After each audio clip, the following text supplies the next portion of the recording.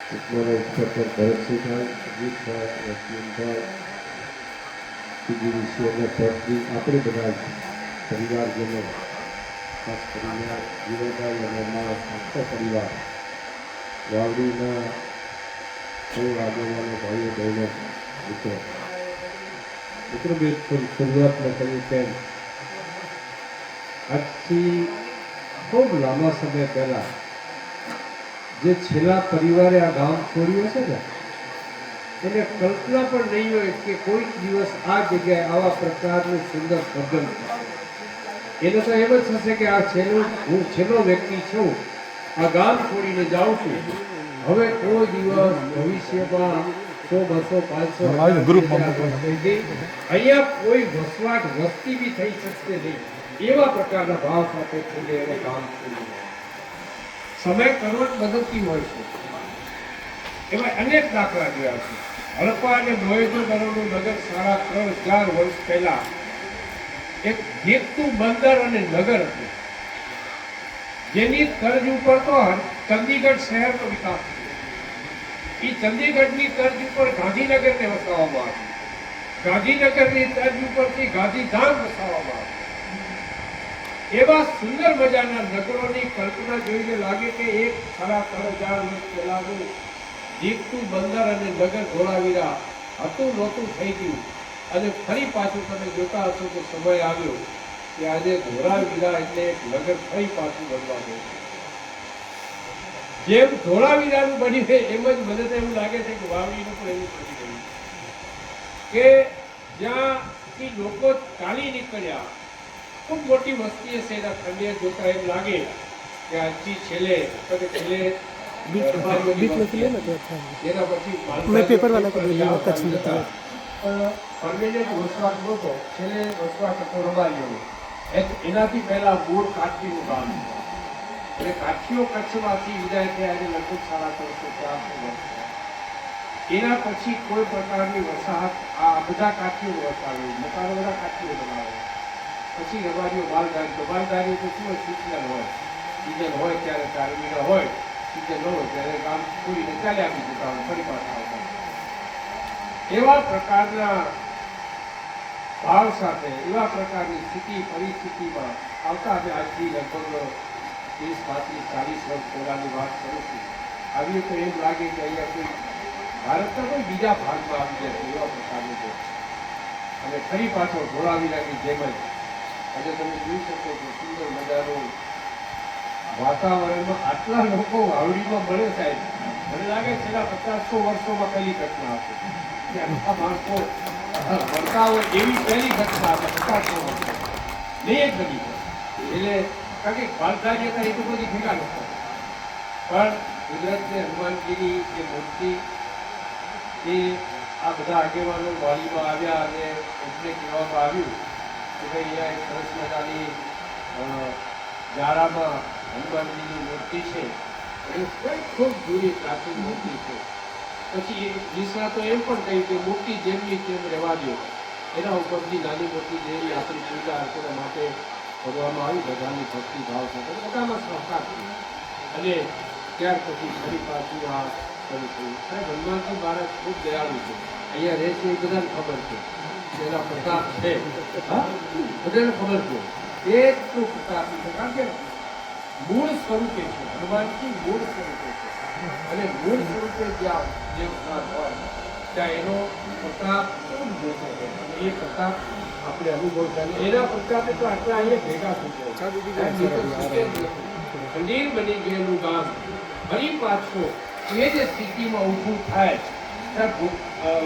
ભારત આઝાદ થયું ને 1947, એના પછીના 50 વર્ષમાં આ જિલ્લામાં 50 ગામ વસ્તી વગરના થયા. દર વર્ષે એક ગામ ઉજળ થઈ જાય વસ્તી વગર. 50 વર્ષ કે 50 ગામ ઉજળ થયા.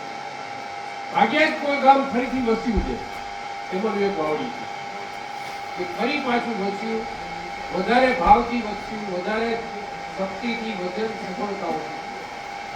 દુર્લભ સરપંચ અને એમની આખી ટીમ, આપણે આસપાસના લોકો બધાનો એક ભાવ થયો કે ભાઈ અહીંયા કંઈક નાનું મોટું ભલે બહુ મોટી સંખ્યા બની, એ આપણે 2-5 હજાર લોકોને ભેગા કરીને પણ સમય ઉપર 50, 100, 200, 400 લોકો મળીએ, ભક્તિ ભાવપૂર્વક પૂર્વનો દિવસ હોય, હનુમાન જયંતિ હોય કે શનિવારના દિવસે પણ તમને લાગે કે સતત લોકોની અવર ભાવના લાગી. શનિવારે બહારથી બી ઘણા લોકો આવે, કોઈ દેખાડા વગર. અહીંયા હનુમાનજી બધા માટે સમાજ છે, કોઈ ઘણીયપ નથી કોઈ.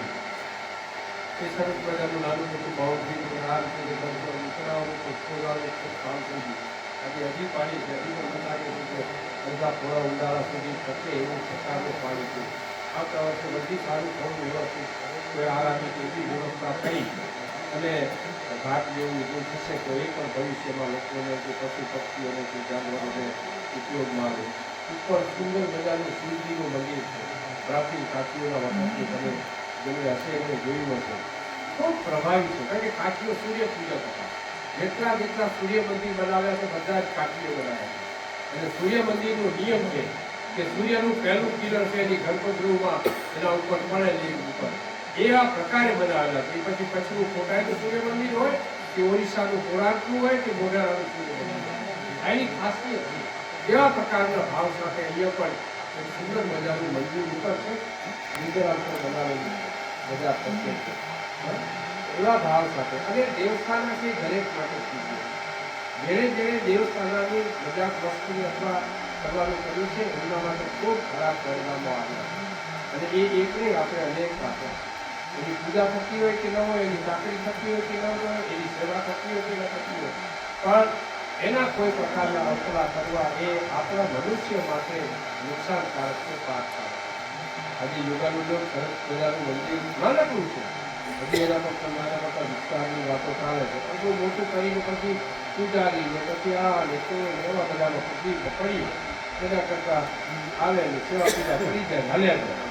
એક શેઠની જરૂર હતી કે અહીંયા કોઈ કાર્યક્રમ થાય તો મુશ્કેલી પડતી હતી ચોમાસામાં પણ. અને ચોમાસું આવે ને ત્યાં માનો પશુપાલકોને કદાચ એ દિવસ બતાવવું હોય, આવતો જતો કોઈ માણસ તો એને કલાક આરામ કરવો હોય, તો એવા પ્રકારના ભાવ સાથે આ બીકેટી કંપનીએ સહયોગ આપ્યો. સરસ મજાનું ટ્રેન બી બની ગયું, નીચે પેવર બી બની ગયા. આવતા દિવસોમાં પ્રોટેક્શન લેવલ પણ બનાવવાની બધાની ભક્તો ભક્તોની બધાના સહયોગથી અહીંયા કોઈ એક વ્યક્તિને કોઈ પ્રકારનું બધાનું છે, થોડું કે ઘણું 1 રૂપિયો પર આપે, કઈ બાજુ એક છે 1 લાખ બરાબર છે, 1 લાખ છે 1 રૂપિયો છે 1 કરોડ બરાબર છે. વાત ભાવની વાત છે કે મારો ભાવ છે, મારી ભક્તિ છે, આની સાથે જોડાયેલી છે. અને એવા ભાવ સાથે બધા જ અહીંયા કોઈ કહેતું નથી કે આવું કરવાનું. નવરાત્રી થાય સરસ મજાની, તો નવરાત્રીમાં કોઈની કહેતું નથી કે આ કરવાનું. બધું આપણે મહાદેવ હનુમાનજીની કૃપાથી બધું સરસ મજાની 10 દિવસ 9 દિવસ નવરાત્રી થાય, શરદ પૂર્ણિમાની ઉજવણી થાય, હનુમાન જયંતિ થાય, શનિવારે પણ જે કંઈ ભાવ ભક્તિ હોય એ ભગવાનના કાલાવાલા થાય હનુમાનજી મહારાજના. તો આવા પ્રકારના સુંદર મજાના જેટલા લોકો છે એટલા પ્રેમ ભાવથી એકબીજાના સહકારથી રહે. ભગવાન હનુમાનજી મહારાજને હનુમાનજી પોતે પણ ભક્તિનું એ બી ભાવ ભક્ત કરતા. અને ભક્તિ કોને કહેવાય એનું કોઈ ઉદાહરણ જોયું તો એ હનુમાનજી છે. એમણે જે રામની ભક્તિ કરી તો આપણે તો કુદરતી રૂપે સ્વરૂપે મળ્યા છે, અને કુદરતી સ્વરૂપે મળેલા દેવતાઓ આપણે બધા જેટલા જ્યારે આવીએ ત્યારે એવું બી નથી કે રોજ આવું, દર શનિવારે આવું, જ્યારે અમે કરતા આવીએ ત્યારે આવીને અગરબત્તી કરી બધું હાજર હોય છે. પાછું ક્યાંય કોઈને કહેવા જાય છે તમે જોઈ કોઈ દિવસ અહીંયા દિવેલ છે, કોઈએ કીધું કે કોઈ આપવાનું છે તમારે દિવેલ આપી દેજો, તમે અગરબત્તી આજ મૂકી દેજો, ઓટોમેટિક બધું જ હાજર હોય, ઓટોમેટિક. કોઈને કહેવા જતું નથી, કોણ જેને મનમાં થાય આવી લાવે મૂકી જાય. કોઈને ખબર નથી હોતી કે કોણ લાવી ગયું કોણ મૂકી. આવું કુદરતી રીતે આપણું ચાલે છે. છતાં હંમેશા દિવાલ હોય અચૂક હોય, દિવાલ હોય. દિવાલો પર મોટા ભાગે થતો હોય, ઉજવણી થતો હોય, અગરબત્તી પર તમે જાઓ તો બધું જ હોય. આવા પ્રકારનું પ્રાકૃતિક વાતાવરણમાં આ મંદિર છે. અને વિનોદભાઈની ઈચ્છા હતી કે ભાઈ અહીં જગ્યાએ કરીએ, અહીંયા કોઈ આવા પ્રકારનું કોઈ કાર્યક્રમ લોકાર્પણનું કાર્યક્રમ થયું, એના સિવાય કોઈ કાર્યક્રમ થયો નથી. તો હનુમાનજીના સાનિધ્યમાં એકદમ આવું નાનકડું પરિવારનું મિલન છે એવું કરીએ તો બધાને ખૂબ ગમે. અને અહીંયા જે વાડીના વાળા છે તો એમને પણ બહાર પહોંચવું અઘરું પડે, એમને એમના સાધન ઉપર થાય. અને બીજા નંબરમાં એમને પણ ભાવ આવે કે અમારી સાથે પણ કોઈ છે, અમારા ભેગા પણ કોઈ છે, અમારી સંભાળ લેવાવાળા પણ કોઈ છે. એવા ભાવ સાથે આપણે બધા ભેગા થઈ પરિવારને આ મિલન થયું અને એ સુંદર મજાના સ્થાન ઉપર મિલન થયું. આવતા દિવસોમાં આપણી ભક્તિ શક્તિ જે પ્રમાણે થતો આ સ્થળનો વિકાસ થાય, સાથે મળીને કામ કરીએ. વાવડી માટે ફરીથી સારા દિવસો આવી રહ્યા છે. નર્મદાની પાઇપલાઇન છે, 2 પોઈન્ટ મૂકવાના છે. હા, એ ઘોડવાના તળાવમાં પોઈન્ટ મૂકવાનું છે, બીજો ડેમમાં પોઈન્ટ મૂકવાનું, 2 પોઈન્ટ મૂકવાના છે. એટલે 2 પોઈન્ટમાંથી નર્મદાનું પાણી આવશે એટલે 2 ઘોડવારો તો ભરાશે અને ઓલો જે ડેમ છે એ બી ભરાશે. એટલે 2 ભેગા ભરાયેલા રહી શકાય છે. અટલ ભૂજલ યોજના પણ જે કુવાની યોજના છે એમાં પણ 2 કુવા બનાવવાની યોજના આવતા દિવસોમાં છે. બીજું પણ કંઈ જળ સંચય માટેનું સુધારવાનું કામ કરવું હોય તો પાણી જેટલું વધશે એટલું આપણા માટે ફાયદા. અહીંયા તળમાં સારા પાણી છે એનું કારણ ખૂબ વર્ષોથી સંગ્રહાયેલા છે. વોટર રિસોર્સિસનું કામ સારામાં સારું થાય છે અને સેવકો પણ એના સેવા નાની મોટી જે સેવા થતી હોય એ ટ્રેક્ટરની સેવા હોય, જેસીબીની સેવા હોય, બાકીની સેવા હોય, પોતાના શરીરની સેવા હોય, બધા લોકો જેનાથી જે થતી હોય એ કરે છે. પાણી સ્ટોરેજનું ખૂબ મોટું જરૂર છે. શક્ય હોય ત્યાં સુધી ઉનાળામાં ખોદવાની યોજના પણ છે કે થોડું ઘણું 2-5 લાખ ખોદા